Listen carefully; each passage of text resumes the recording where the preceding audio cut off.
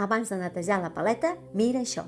El que queda a la paleta és més que suficient per crear alguna cosa bonica. Aquesta és una manera molt senzilla de practicar pinzellades, perdre la por al paper en blanc i deixar que la mà es mogui en llibertat. Fulles, branques, formes que apareixen sense pensar gaire. No busco perfecció, només gaudir del procés. Per cert, al final t'ensenyaré un truc per treure la cinta sense fer malbé la làmina. És un truc molt senzill, però que m'ha estalviat més d'un disgust. Així aprofito fins l'última gota d'aquarel·la, perquè crear no és sempre fer una obra d'art.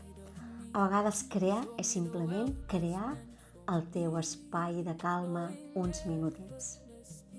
L'art no sempre neix de grans idees, de vegades simplement neix d'aprofitar el que ja tens.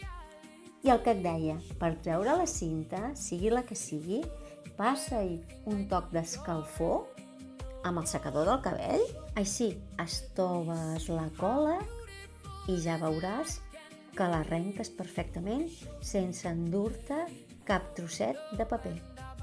Ho sabies? Soc la Marta Palau, segueix-me i dibuixa amb mi cada setmana.